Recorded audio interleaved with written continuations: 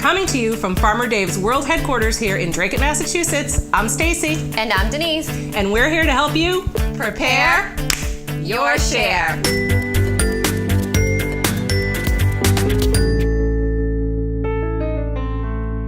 We are so excited that fall is here because it's apple season and the humidity is leaving.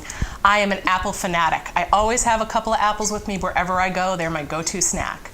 I have so many fond memories of apple picking as a kid. Those were my favorite field trips. How about you? Absolutely. Apples always remind me of family. It's fantastic. We thought we would divide the subject of apples into two segments. In this one, we'll talk about savory uses for the apples. This is one of my favorite ways to use them. It's a nice little unexpected surprise. The apples give a nice crunch as well as a sweet and tart pop to dishes. Now at the farm, there are so many apple varieties. The harvest or the picking time stretches out over a few months. The apples that are currently ready that we will be cooking with today are the Ginger Gold, right here, the Max, or Macintosh, and the Honey Crisp. My personal favorite. In the future Vegisode installment, we will go over other apple varieties along with their sweet uses, as well as tips, recipes, and suggestions for long-term storage. The Honey Crisp is a predominantly sweet apple that has very little trace of acidity. It's very crunchy with a clean taste. The Ginger Gold, one of my favorites, has a mild flavor that is sweet. It has a sharper taste than the Golden Delicious. It keeps well in the refrigerator for several weeks, and I like these for eating and cooking. They're nice to mix in with other apples for pies and crisps. Agreed. The Macintosh, the quintessential New England apple. The apple has gorgeous red skin and bright white flesh. It is wonderfully crunchy with a clean, sweet flavor that has a bit of acidity. This is a fantastic eating apple. It stores well, but the flavor is at its peak in the fall. Short-term storage, I leave them in a cool place that is well ventilated or the crisper drawer. Now, apples give off ethylene gas, so do not store them with bananas and other fruit unless you want to accelerate their ripening and possibly their spoilage. Now, on to cooking with apples. So our first dish is a spicy apple pulled pork made in the crock pot. So the ingredients for this one are as follows. Our first dish is a spicy apple pulled pork made in the crock pot. The ingredients are a pork shoulder or a pork roast. This particular one did have the bone in, but you can certainly get one without it. I personally find the one with the bone is a little more flavorful and the bone falls right out at the end. Other ingredients, I actually made some slices on the very top of this pork roast, so I was able to tuck into those little pockets onion, garlic cloves whole, jalapeno, sprinkled this with salt and pepper, and then cut many of the ginger golds, and that's it. A little bit of water to make sure that it had the moisture to cook in, and then at the end, about the last hour or so of cooking, I then chopped up, which you can see at the top here, some of the Macintosh. So you're actually getting both of those wonderfully sweet and mild flavors together with the pork. So basically that extra Macintosh at the end just kind of makes the pop happen, and it makes you also taste the apple that has been cooking for so long. Absolutely. But the flavor just isn't quite as bright anymore because it had been in the crock pot for so long. That really smells good. Can we taste that one maybe? Yes, we can. While filming, we smell this all day long. I need a little pork with the apple here. Yes, you do. Okay. You're being so polite with your spoon. I guess I will be too. That is delicious. It's really tender. Mm-hmm. It now tastes like it was cooked in a little bit of apple cider. It does. But then it's got the spice from the jalapenos hitting right now. Kind of gets you right at the end. Oh my goodness, that is delicious. That's a favorite. That's a keeper. So what are you going to use that on? Let's give me some ideas. We can actually use this simply on with salads. We can put this on some greens. We can actually put this over rice or any other kind of a grain that you might be interested in. So that might be delicious. Probably my family will end up simply putting this on some rolls and eating these as sandwiches. So pretty much anything that you can possibly think up of a way to use the pulled pork, go ahead. That is going to be really, really pizza, omelets, you name it. So I'm gonna take that and we're gonna segue into the next one because this particular one, I've made it one way, but she just gave me the idea that I could totally use the apple pulled pork in this. It is an omelet that I had when I was in the Cape, and it has sausage, spicy sausage, apples, and cheddar cheese. It was just phenomenal. So what I decided to do was make it into egg muffins. Now we do have a Vegisode on that. We put everything in egg muffins here.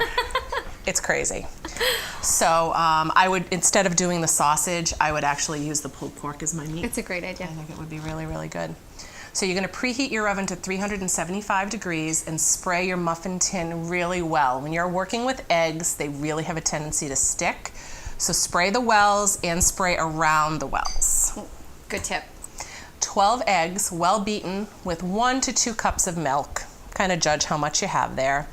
I have probably about 2 cups, well, we made some, so less than 2 cups of apples that we sauteed in butter just to slightly soften them. They are going to start cooking in the oven, so we don't want them to go to applesauce. Right.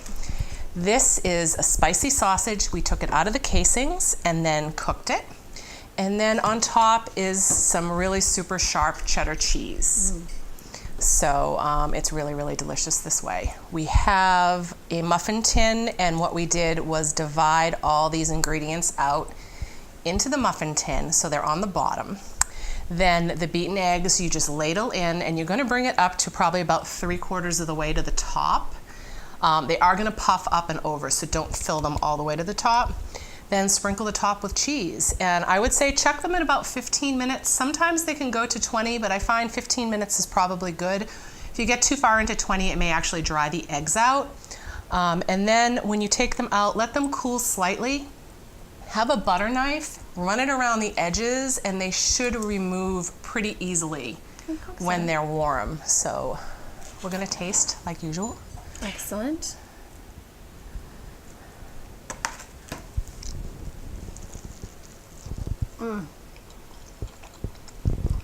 I know what I'm making for breakfast tomorrow morning. Did you see why I love that omelet so much? Yes. Could you imagine getting that at the table and you're just eating it and it's like apples? So many different flavors going on at the same time. And this is literally sausage. You can do the day before and put in a container. Apples. Delicious. And you can beat the eggs ahead of time too and just put them in a container. So if you get up in the morning and you want to make a Sunday morning breakfast, you have everything ready. Super easy. Now, the last dish that's a savory dish with apples has a little story. It's Mulligatawny Soup. It's an Anglo-Indian soup, and I've been fascinated with it since about the 3rd grade. For some reason, I had heard about it. I found the name amusing. Then when I found out it actually was a soup, I had to have the soup.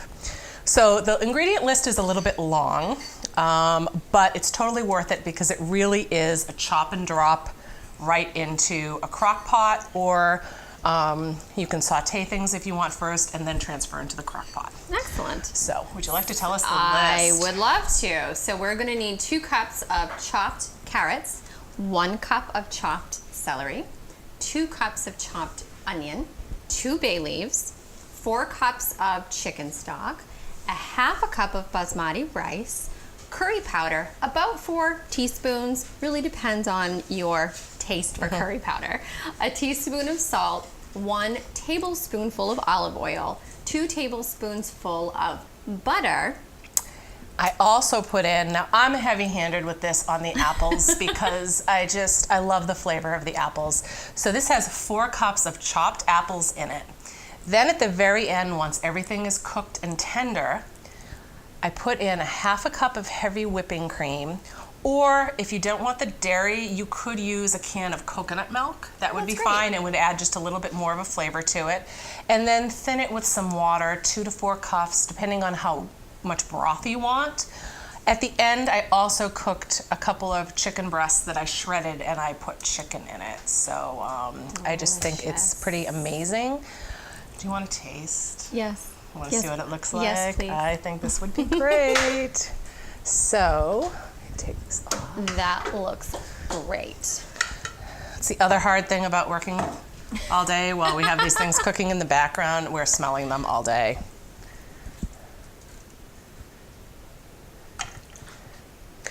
Now this tightened up pretty good. It's a pretty thick stew. I would probably add a bit more broth to it. And then beautiful. I like serving it with some buttered toasted bread. Okay, that looks very fancy. Isn't it pretty? It's very pretty. How easy was that? Yeah, look how fancy Literally this looks. chop and drop into there, and That's then you have great. to add things in a couple stages, but it's really not difficult. And this would be actually a great thing if you did do the coconut milk to add a little bit more spice to it. So maybe a little bit more red Yes. pepper flake.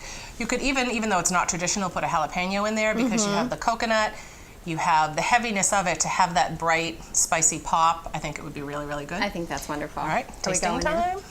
You first. This looks spectacular. I want to get one of those carrots. Oh my goodness.